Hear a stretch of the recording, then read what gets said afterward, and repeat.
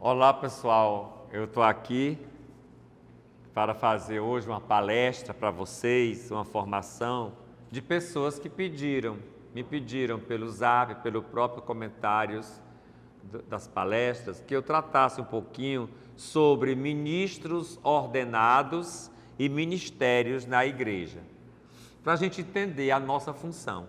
Toda a nossa função é importante na igreja, que a igreja é a comunidade dos batizados. Então, todos os batizados são importantes dentro das celebrações da nossa igreja, cada um na sua função. Então, dentre os batizados, nós temos os ministros ordenados, que recebem o sacramento da ordem, da ordenação, e temos os ministros, os ministérios, que são aqueles que não são ordenados, mas exercem uma função importante dentro da igreja, em função da comunidade. Os ministros ordenados, que recebem o sacramento da ordem, que se divide em 3 graus. O primeiro do diaconato, o segundo do presbiterato ou do sacerdócio e o terceiro do episcopado. Então, o sacramento da ordem tem 3 graus. No diaconato, nós podemos ter os diáconos permanentes, que são os diáconos casados. A igreja sempre teve, desde os seus primórdios, como o nosso diácono Mivaci, aqui da paróquia, mas é o diácono permanente. O celibato, a castidade é exigida para os presbíteros e bispos. Então, os diáconos permanentes poderão ser casados. Agora, existe também os diáconos transitórios. Os diáconos transitórios é aqueles que vão ser padre. Então, esses já ficam com o voto de castidade já desde a entrada do seminário, né? Então, ali é um diácono temporário. O diácono é aquele que serve. A palavra diácono quer dizer servir, serviço. Então ele tem uma função no altar, na missa, de proclamar a palavra, de pregar a palavra e também de auxiliar o padre. E pode também ministrar todos os sacramentos, com exceção da confissão, unção dos enfermos e eucaristia. Esses aí tem que ser o ministro presbítero, padre, sacerdote ou bispo. Mas o diácono, casado ou temporário, pode fazer casamentos, batizados, exéquias, bênçãos, liturgia da palavra. Então é um grande trabalho que os diáconos prestam à igreja. E a partir do segundo grau, que é o grau do presbiterado, do sacerdócio e os bispos, aí você celebra a missa, você pode fazer a confissão da absolvição, a unção dos enfermos, que está ligada à confissão, porque subtende perdão dos pecados, por isso que o diácono não faz. E os bispos, que é a plenitude do sacerdócio, eles são ungidos para dirigirem a comunidade como sucessor dos apóstolos e geralmente são eles que crismam, se bem que eles podem delegar os presbíteros para fazerem a crisma, mas geralmente é próprio do bispo ordenar o outro bispo. E para a ordenação de um outro bispo tem que ter um mandato apostólico, que é a nomeação do Papa, que elege o bispo, e tem que ter um consagrante principal e 2 bispos co-consagrantes, para a validade da ordenação episcopal. Esses são os ministros ordenados. Os ministros não ordenados são os ministros leigos, eles exercem ministérios.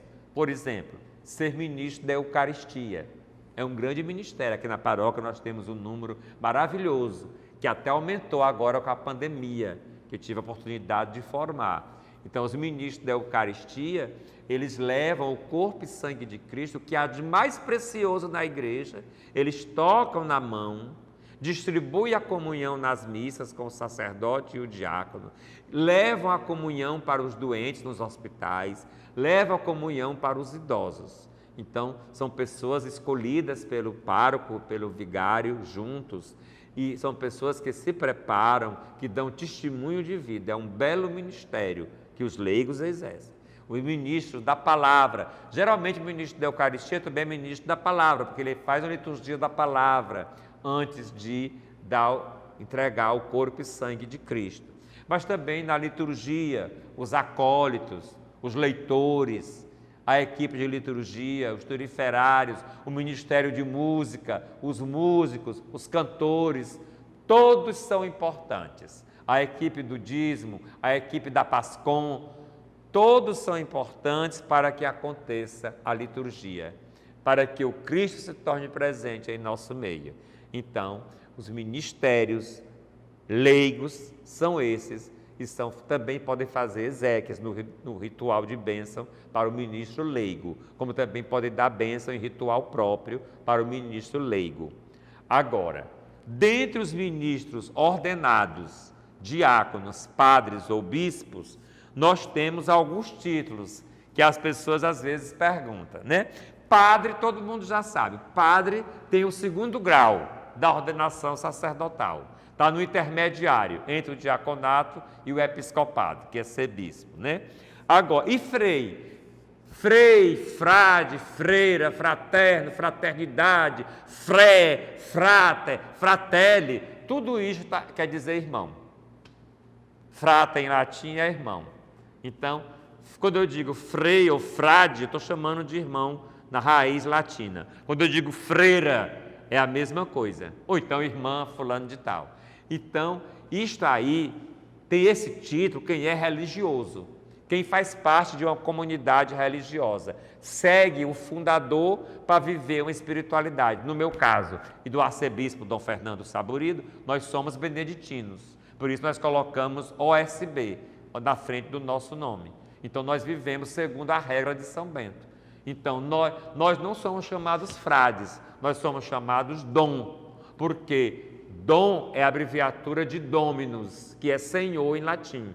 São Bento, na sua regra, que ele fez para os monges no século VI, que tem 73 capítulos, ele diz que aqueles que fazem os votos perpétuos, ou seja, aqueles que são mais antigos, são chamados de senhores, os senhores. Então, os senhores são os dominus. Aí, para não dizer dominus Bruno, dominus Fernando, aí diz abreviado, dom. Então, quem primeiro teve o título de dom foram os monges beneditinos. Depois, os bispos assumiram também essa nomenclatura de dom. E depois também os reis e os príncipes, como a gente diz, Dom João VI, Dom Pedro I, Dom Pedro II. Mas começou tudo, o dom, com a ordem beneditina. A ordem franciscana e as outras ordens chama padre, ou chama frei, ou frade, ou freira. Mas o frade também pode ser padre, porque você pode ser um religioso padre. Agora, dentre esses títulos, também temos o título de Monsenhor. Por exemplo, Monsenhor é um título de confiança, é um título honorífico, que a pessoa recebe com muita humildade. Geralmente, os vigários gerais são monsenhores, os cerimoniários, é uma deferência que o Papa e o Bispo dá ao sacerdote. Mas os monsenhores continuam sendo padres, não são bispos. Se bem que na Europa, em alguns países, os bispos também são chamados de monsenhores. O cônego é um padre também, mas é um padre que mantém a liturgia das horas nas catedrais. Nas catedrais se deve rezar a oração das horas, que antigamente chamava breviário. De manhã, as laudes, meio-dia, hora média, de tarde, as vésperas, de noite, as completas. Geralmente é um cabido da catedral, os cônegos têm essa função, de rezar a liturgia das horas nas catedrais. O cardeal, o cardeal pode ser até um leigo. Hoje em dia, já de muito tempo para cá, os cardeais todos são bispos, mas se o Papa quiser, ele pode nomear um cardeal presbítero como padre. Se bem que na ordem cardinalícia, mesmo os bispos têm cardeal presbítero e cardeal diácono. Mas os cardeais são pessoas de confiança do Papa, são cardeais da Igreja de Roma. Mesmo o cardeal morando em Recife, ou sendo arcebispo de São Paulo, por exemplo, o nosso cardeal de São Paulo, Dom Odilo Scherer, ele é um cardeal da Igreja Romana. É por isso que a eleição do Papa se dá dentre os cardeais, porque o Papa é o bispo de Roma e quem escolhe o bispo de Roma é a Igreja Romana. Então, mesmo os cardeais sendo de outros países e arcebispos de outras dioceses, eles têm uma igreja em Roma, que eles assumem no dia que são nomeados cardeais. São conselheiros do Papa, mantêm a sucessão de São Pedro na eleição do Sumo Pontífice, também tem cargos nas prefeituras, ajudam o Santo Padre a governar com humildade a Santa Igreja. Então, mas poderá ter, se o Papa quiser, um cardeal presbítero só padre, ou um cardeal até leigo, precisa ser batizado. Se por acaso foi eleito, por exemplo, um Papa que não seja bispo, aí, antes desse Papa ser apresentado na sacada de São Pedro, acontece a ordenação episcopal, ainda dentro do conclave, na Capela Sistina. Ele só pode ser apresentado como bispo, porque o Papa é o bispo de Roma.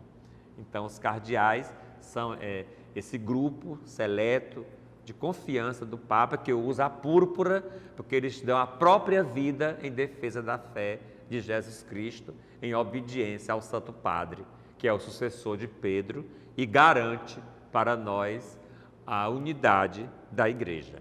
Eu creio que tenha ficado entendido um pouco mais essa questão dos títulos, e assim a gente acaba essa formação dos ministros ordenados e ministérios leigos na nossa Igreja, sempre invocando, por intercessão de Nossa Senhora, a Santíssima Trindade. Em nome do Pai, do Filho e do Espírito Santo.